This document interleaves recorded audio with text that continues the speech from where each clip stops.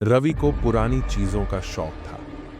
एक दिन वह एक शॉप में गया जहां उसकी नजर एक अजीब से आईना पर पड़ी। आईना देखने में साधारण था, लेकिन उसकी फ्रेम पर अजीब सी नक्काशी थी। दुकान के मालिक ने कहा, यह कोई आम आईना नहीं है। जो इसमें देखता है वह केवल अपना अक्स नहीं, बल्कि अपना भाग्य भी देख सकता है। रवि को यह महज एक कहानी लगी और उसने आईना खरीद लिया। घर आकर उसने उसे अपने कमरे में लगा दिया। रात में जब रवि ने पहली बार उसमें झांका तो वह सहम गया। उसमें उसका ही अक्स था, लेकिन चेहरा अजीब सा लगा, जैसे किसी अनजान डर से भरा हुआ। तभी आईने में कुछ हलचल हुई और उसमें एक परछाई उभरने लगी। वह रवि के ही चेहरे जैसी थी, लेकिन आंखें गहरी काली और ठंडी थीं। उस परछाई ने फुसफुसाकर कहा, तुमने मुझे जगा दिया है। रवि घबराकर पीछे हट गया, लेकिन उसका प्रतिबिंब वहीं खड़ा मुस्कुरा रहा था। अचानक आईने की सतह में दरारें पड़ने लगीं और उसमें से अजीब सी फुसफुसाहटें आने लगीं।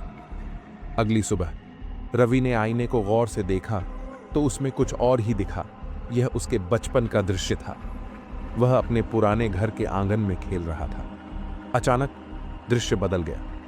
अब उसमें एक बच्चा रो रहा था और पीछे एक छायादार आकृति खड़ी थी। रवि ने पहचान लिया, वह उसका ही छोटा रूप था और उसके पीछे खड़ा शख्स कोई अनजान था।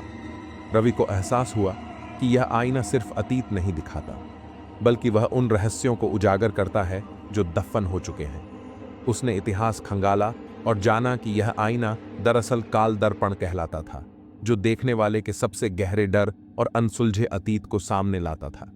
रात होते ही आईना फिर से जीवंत हो उठा। इस बार उसमें उसका ही प्रतिबिंब था, लेकिन अब उसकी आंखों में कोई और था, कोई जो बाहर निकलना चाहता था। रवि के पास अब दो ही रास्ते थे, या तो वह आईने के रहस्य को पूरी तरह उजागर करे या हमेशा के लिए इससे छुटकारा पाए। लेकिन क्या आईना उसे इतनी आसानी से जाने देगा? क्या रवि इस आईने के रहस्य को सुलझा पाएगा, या फिर आईना उसे अपने अंदर कैद कर लेगा? रवि ने ठान लिया कि वह इस आईने के रहस्य को सुलझा कर ही रहेगा। उसने किताबों और इंटरनेट पर खोजबीन शुरू की।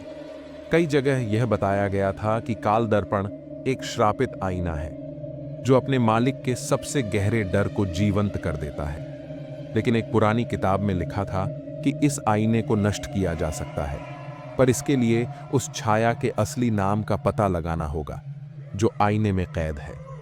उस रात रवि ने फिर से आईने में झांका। अचानक आईना कांपने लगा और उसमें से वही परछाई उभरी और कहने लगी, तुम मुझे मुक्त नहीं कर सकते, अब बहुत देर हो चुकी है। परछाई ने हाथ बढ़ाया और रवि को लगा जैसे कोई ठंडी हवा उसकी आत्मा में समा रही हो। अचानक उसे अपने बचपन का एक और दृश्य दिखा। वह 5 साल का था।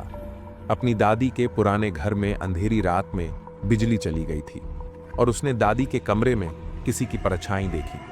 दादी ने उसे गले लगाकर कहा था, डरो मत बेटा, यह सिर्फ तुम्हारा भ्रम है। लेकिन अब उसे समझ आ गया, वह भ्रम नहीं था।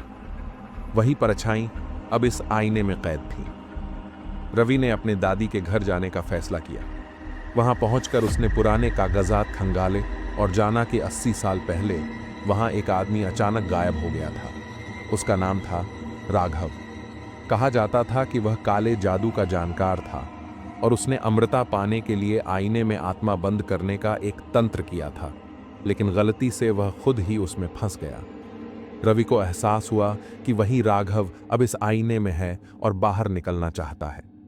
रवि घर लौटा और आईने के सामने खड़ा हुआ। उसने जोर से कहा, राघव, मैं तुम्हें पहचान चुका हूं। अब तुम्हारी काली शक्ति खत्म होगी। आईना जोर जोर से हिलने लगा। कमरा ठंडा पड़ गया। परछाई गुस्से से चीखने लगी, मुझे जाने दो, मैं तुम्हारे बदले किसी और को ले लूंगा। लेकिन रवि पीछे नहीं हटा। उसने जमीन पर नमक का घेरा बनाया और किताब में बताए गए मंत्र पढ़ने लगा। अचानक आईना चटकने लगा और उसमें से काले धुएं की लपटें निकलने लगीं।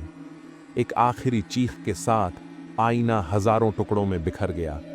रवि ने राहत की सांस ली, लेकिन तभी उसने देखा आईने का एक छोटा सा टुकड़ा अभी भी अपनी जगह पर था और उसमें वही काली आंखें चमक रही थीं। क्या राघव वाकई खत्म हुआ था, या वह फिर लौटेगा? समाप्त या शायद नहीं? आपको क्या लगता है कमेंट बॉक्स में बताइए।